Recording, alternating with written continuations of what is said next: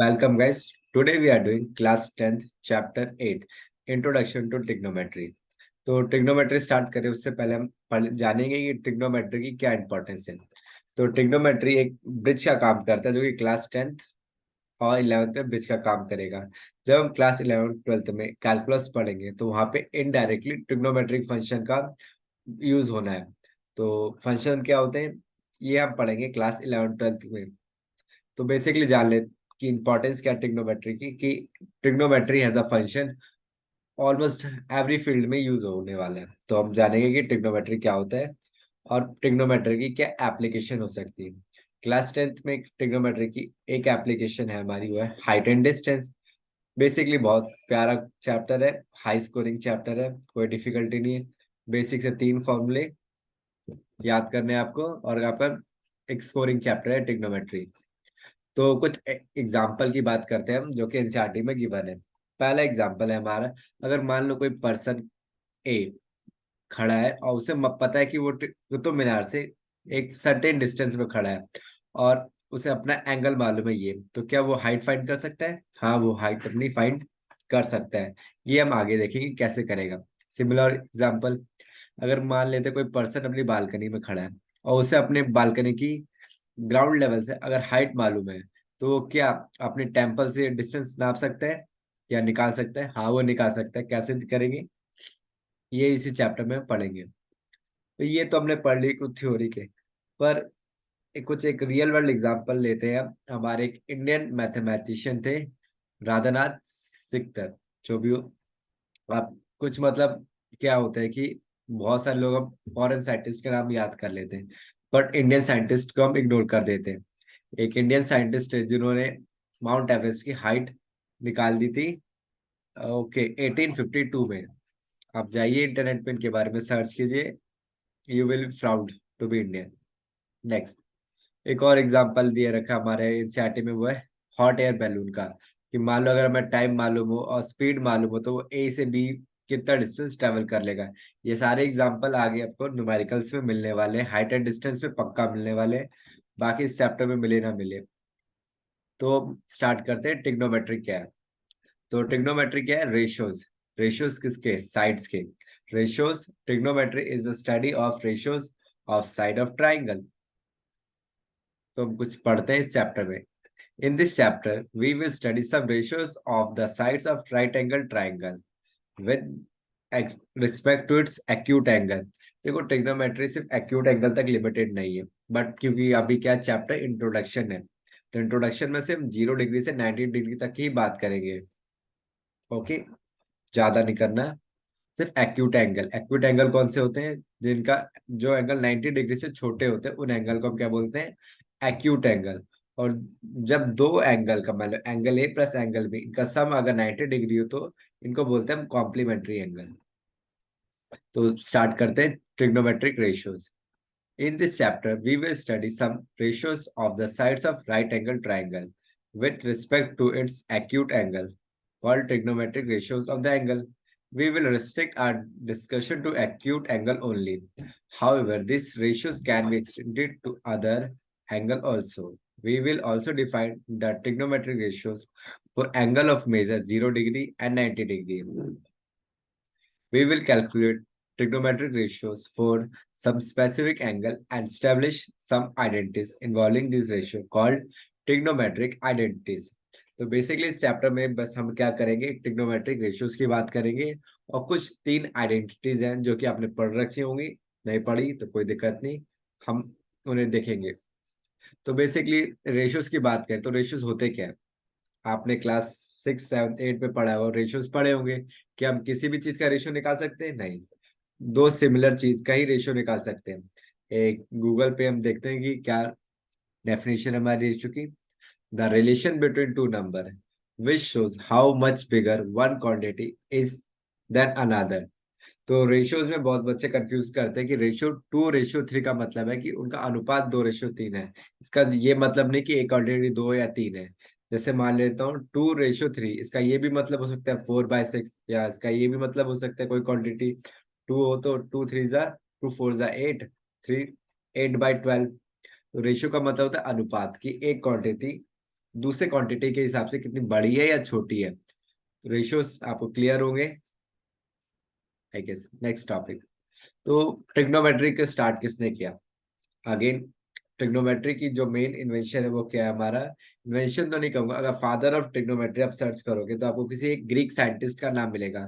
पर उससे भी पहले इंडियन मैथमेटिशियन आर्यभट्टा ने ट्रिग्नोमेट्री का यूज किया था एस्ट्रोनॉमी में। आप थोड़ा से रिसर्च करिए आर्यभट्ट कौन है, भास्कराचार्य कौन है।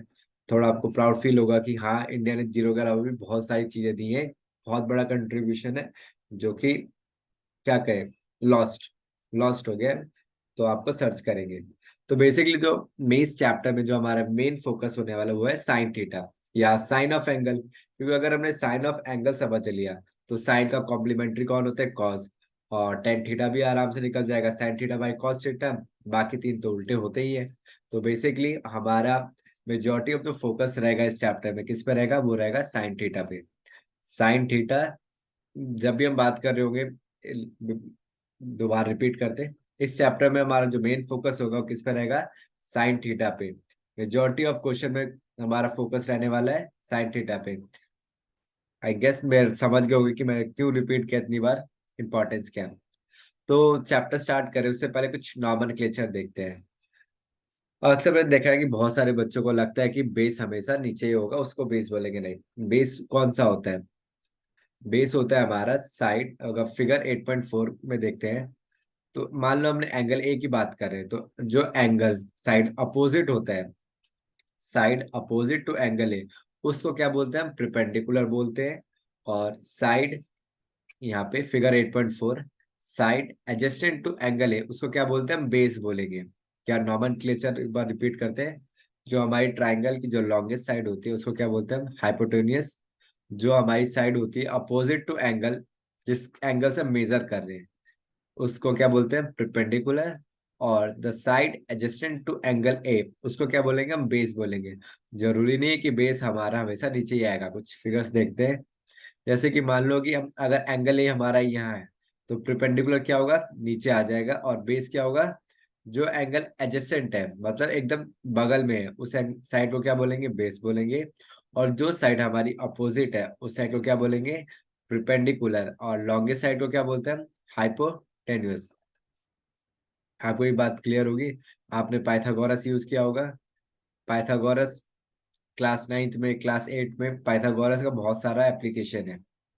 तो पाइथागोरस पढ़ रहे होगे तो आपने पढ़ा होगा कि बेस क्या होता है, परपेंडिकुलर क्या होता है और हाइपोटेन्यूस क्या होता है। सेम चीज को हम कैरी फॉरवर्ड कर रहे हैं। तो कहाँ पे थे हम बात करते आर्यभट्टा। हाँ, इस चैप्टर में बेसिकली जो हमारा तो सबसे इंपॉर्टेंट रेशियो है वो रेशियो कौन सा है हमारा, साइन एंगल। बात करते हैं साइन एंगल, हमने बात कर ली। हमने प्रिपेंडिकुलर की बात कर ली। प्रिपेंडिकुलर कौन सा होता है, जो opposite, opposite side opposite to angle है उसको क्या बोलेंगे, एंगल ए मतलब वो एंगल जिससे हम मेजर कर रहे हैं वो उसको बोलेंगे प्रिपेंडिकुलर। और जो साइड हमारी साइड एडजेसेंट टू एंगल है उसको क्या बोलेंगे हम, बेस बोलेंगे।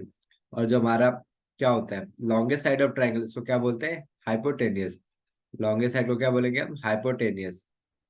आगे बात कुछ कुछ नॉमेनक्लेचर की बात कर लेते हैं जो अक्सर बच्चे कंफ्यूज करते हैं। हमारे बेसिकली यहाँ पे तीन नॉमेनक्लेचर है।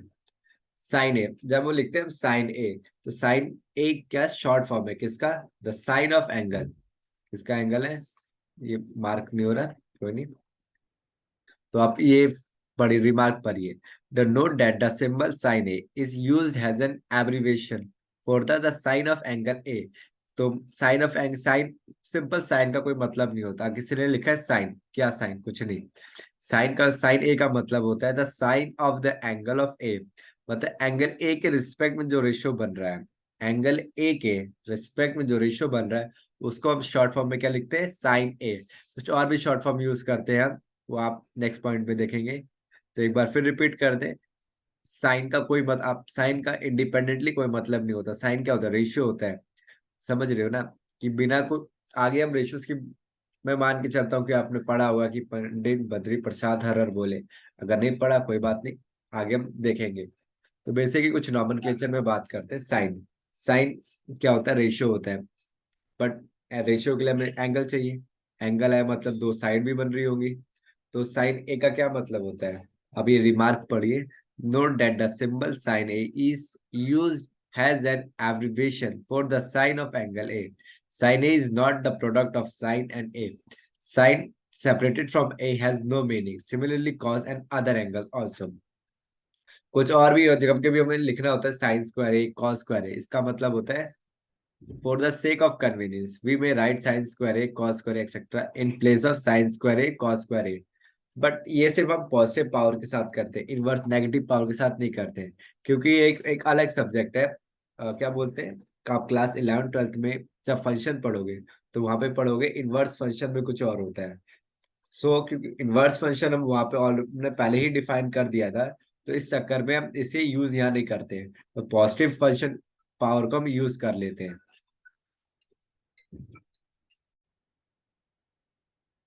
तो वंस अगेन एक बार फिर रिपीट करते हैं नॉमेनक्लेचर को। देखो साइन ए का मतलब होता है हमारा साइन ए क्या है, शॉर्ट फॉर्म है किसका? The sine of the angle A. तो साइन का कोई अपने आप में इंडिपेंडेंट मतलब नहीं बनता। और इसी तरह क्योंकि हमने पढ़ा कि ट्रिग्नोमेट्री में क्या करते हैं, तीन तो हमारे ऊपर हो गए साइन कॉस टेन, इससे कुछ उल्टे भी होते हैं, इसलिए हम क्या करते हैं, हम नेगेटिव पावर का यूज नहीं करते हैं, क्योंकि ये कंफ्यूजन क्रिएट कर सकता है कि ये इनवर्स वाला फंक्शन है या नेगेटिव वाला है। तो इस चीज को कंफ्यूजन ना हो, इसलिए हम क्या करेंगे, नेगेटिव पावर का यूज नहीं करेंगे। बट पॉजिटिव पावर के लिए हम क्या सिंपल साइन स्क्वायर ए या कॉस स्क्वायर ए लिख देंगे, जिसका मतलब होगा साइन स्क्वायर ऑफ साइन ए या स्क्वायर ऑफ कॉस ए। पर हम नेगेटिव पावर का यूज नहीं करेंगे, क्यों? क्योंकि एक हमें इनवर्स फंक्शन पढ़ेंगे, क्योंकि आगे में पढ़ना है, तो उसके लिए बेस अभी से बना के रखेंगे कि इनवर्स फंक्शन हमें पढ़ना है। इसीलिए क्या करेंगे, हम पॉजिटिव पावर का तो यूज करेंगे पर नेगेटिव पावर का यूज नहीं करेंगे। क्यों नहीं करेंगे? क्योंकि नेगेटिव पावर क्या कर सकता है, कंफ्यूजन क्रिएट कर सकता है कि ये हमारा इनवर्स फंक्शन है या सिंपल इनवर्स करना है। तो हमने दो नोमेनक्लेचर की बात की, साइन ए का क्या मतलब है और साइन स्क्वायर ए का क्या मतलब है।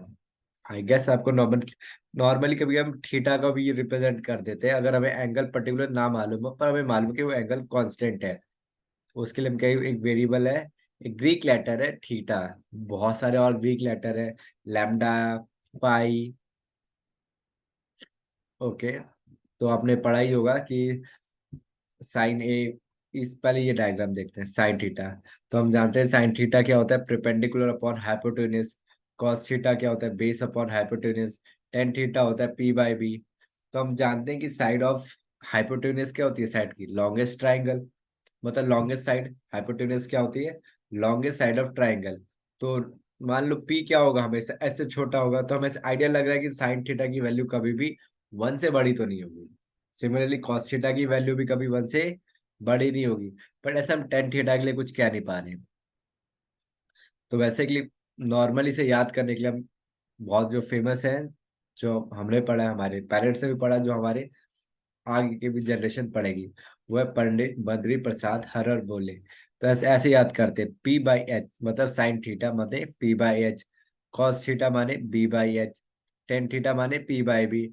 सिमिलरली इसका उल्टा कर देते, साइन का उल्टा क्या होता है, साइन का उल्टा होता है हमारा कॉसेक। तो हम टेबल देखते हैं, टेबल हमारी यहाँ पे तीन ही है। ओके। टेबल में प्रिंट नहीं है बट बेसिकली पता ही होगा कि साइन का उल्टा होता है कॉसेक, कॉस का उल्टा है सेक, टेन का उल्टा होता है हमारा cot theta. Okay.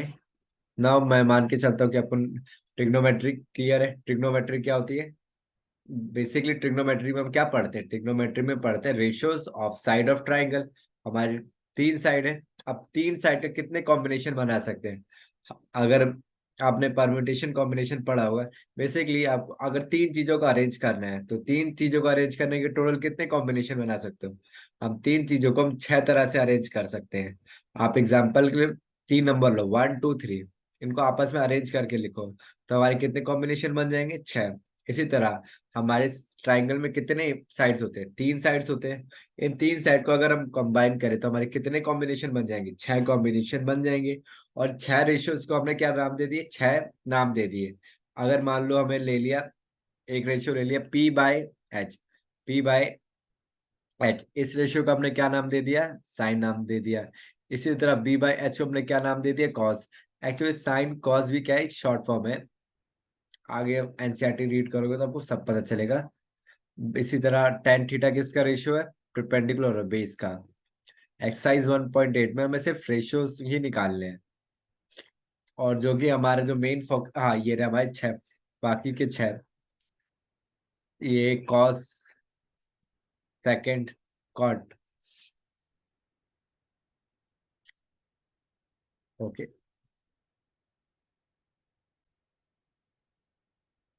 I guess आपको क्लियर होगा। एक बार फिर से हम रिपीट करते हैं हमने अभी तक क्या पढ़ा है। तो हमने पढ़ा ट्रिग्नोमेट्री। तो ट्रिग्नोमेट्री क्या होती है, ट्रिग्नोमेट्री में हमें क्या पढ़ना है, ratios of side of triangle. अगर आपके पास मैं 3 नंबर दूं, 1 2 3, इनको आप कितने तरह से अरेंज कर सकते हैं। आई गेस आपने वीडियो पॉज किया होगा, ट्राई किया होगा। हम 3 नंबर को हम 6 तरीके में अरेंज कर सकते हैं।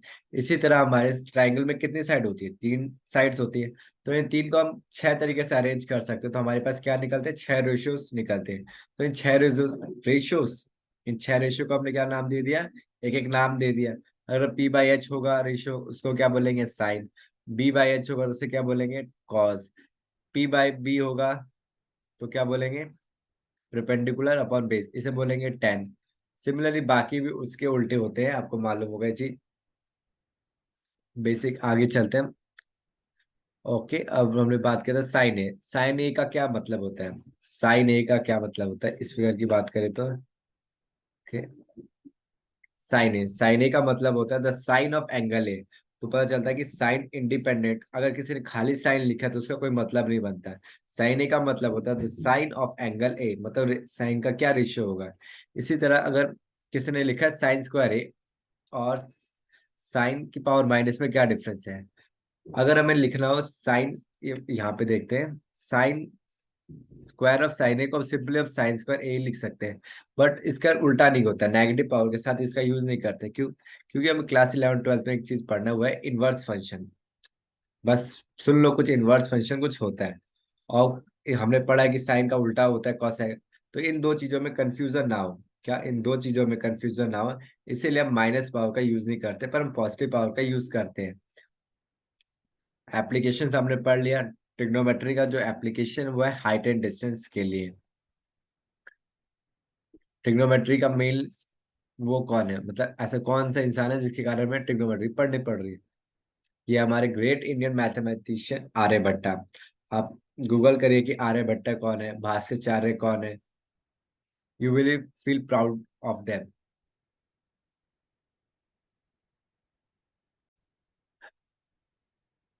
आर्यभट्टा ने बेसिकली जो सबसे ज्यादा रेशियो यूज किया वो है साइन। और हम भी कौन सा रेशियो सबसे ज्यादा यूज करेंगे, वो है साइन थीटा। पर बाद में पता चला कि हमें कुछ और भी रेशियोज का यूज करेंगे तो हमारा काम जल्दी हो जाएगा। जैसे कि अगर एंगल 45 से डिग्री होते हैं तो साइन का कॉम्प्लीमेंट्री एंगल क्या है, कॉस थीटा। ये हम एक्सरसाइज 8.3 में कॉम्प्लीमेंट्री की अलग से और डिटेल में बात करेंगे। नॉमेनक्लेचर क्लियर हो गया हमारा, पंडित बद्री प्रसाद हरर बोले, ये चीज क्लियर है। नेक्स्ट, सो ट्रिग्नोमेट्रिक रेशियोज। अब आते हैं हम, नेक्स्ट टॉपिक है हमारा वो है angle of specific unit circle. Okay, next topic हमारा trigonometric ratios of some specific angle. या तो इसके दो तरीके, आप देसी तरीके से टेबल रट्टा मार ले। पर मैं मानता हूँ कि आप टेबल रट्टा मारोगे 4 दिन बाद भूल जाओगे। तो अगर आप टेबल भूल जाओगे तो वैल्यूज को कैसे निकालोगे दोबारा, है ना। बेसिकली मतलब नॉर्मली बात करें तो आपकी एनसीईआरटी में गिवन टेबल है, ये आपको याद होनी चाहिए। आपको याद किया होगा कि पहले 3 एंगल का याद कर लो, बाकी तो टेबल को उल्टा कर दो वैल्यूज को। अगर 1/2 है तो इसका 1/2 का उल्टा 2 हो जाएगा। ये भी एक अच्छा तरीका है टेबल याद करने का। ऊपर के 3 याद हो गए, इसमें भी हमारे पास ट्रिक है, अगर साइन की वैल्यू लिखो तो उसको फिर उल्टा लिख दो, हमारा कॉस मिल जाएगा। तो 10 का क्या करते हैं बच्चे, सिंपल है, 0/1 1, 1/2 √1। तो टेन थीटा के लिए क्या होता है, sine theta by cos theta. तो मान लो हमें 10 30 निकाले तो क्या करेंगे बच्चे, sine theta divide by cos theta, ये बन जाएगा हमारा 1/√3। तो ठीक है, ये तरीका भी कोई बुरा नहीं है याद करने का, कि पहले साइन कॉस टेन के लिए टेबल बना लो, बाकी 3 उल्टा कर दो। उसमें भी पहले साइन का लिख लो फिर कॉस का उल्टा लिख दो। फिर साइन कॉस बन जाए तो टेन का क्या करो, sine theta by cos theta निकाल लो। बट क्या है, टेबल टाइम लगता है, इसमें भूल जाओगे, भूलने की वजह से कोई बात नहीं है। बट अगर जब आप, क्योंकि मैंने बोला कि जस्ट अभी आप बोर्ड पेपर दोगे और कहाँ जाओगे, 11th क्लास में आ जाओगे, तो मतलब कहाँ तक रट्टा मारोगे, 90 डिग्री तक मार लोगे चलो। बट जैसे आप 2-3 महीने की बात है, 10th का पेपर दिया, 11th में पहुंच गए, अब वहां पे तो है नहीं कि सिर्फ 90 डिग्री तक आने हैं। तो हम क्या करेंगे, बेसिक एक टॉपिक है, क्लास 11th के टॉपिक है, एक दिखा दे रहा हूँ, ज्यादा बताऊंगा नहीं मैं इसके बारे में अभी यहाँ पे। इसको बोलते हैं यूनिट सर्कल बेसिकली। वैसे तो हमारा मेन डायग्राम ये है, बट क्योंकि हमें जानते हैं कि हमें जो हमारा मेन फोकस किस पे है, वो है साइन थीटा या कॉस थीटा। तो इस टेबल से हम क्या करेंगे, साइन और कॉस की चीजें निकाल लेते हैं। तो हमारा ये फिगर कुछ बनेगा। तो हम कुछ चीजें पहले बेस पे बनाते हैं। तो हमने पढ़ा होगा कोऑर्डिनेट ज्योमेट्री। मान लो कि हमने एक एक्स वाई प्लेन पे एक यूनिट सर्कल बना दिया। क्या बना दिया, यूनिट सर्कल। अगर मैं इस पॉइंट पे देखूं तो इसका कोऑर्डिनेट क्या होना चाहिए यूनिट सर्कल का, मेरे हिसाब से 1,0। सिमिलरली अगर मैं इसका यहाँ पे कोऑर्डिनेट देखूं तो इसका क्या होगा, x 0 है पर y क्या है, 1। तो इसका कोऑर्डिनेट क्या हो गया, 0,1। तो हम 9th क्लास में सिर्फ खुद को लिमिट करेंगे 0 से 90 डिग्री तक, आगे नहीं जा रहे। बस मेरा काम है कि आपको दिखा दूं कि कुछ यूनिट सर्कल में कुछ होता है। तो बस इतना ध्यान रखो कि इस पॉइंट पे हमारा कोऑर्डिनेट क्या है, 1,0। और इस पॉइंट पे जो हमारा कोऑर्डिनेट है यूनिट सर्कल, यूनिट सर्कल किसे बनाया हमने, कोऑर्डिनेट ज्योमेट्री में। आपने पढ़ा होगा कि 2 पॉइंट में डिस्टेंस निकालेंगे। तो मान लो सिर्फ हमने एक यूनिट सर्कल बनाया और पॉइंट प्लॉट कर दिए। इस सर्कल का रेडियस क्या है, 1। तो इसके कोऑर्डिनेट क्या हो जाएगा इस पॉइंट का हमारा, मान लेते हैं यहाँ पे 1,0।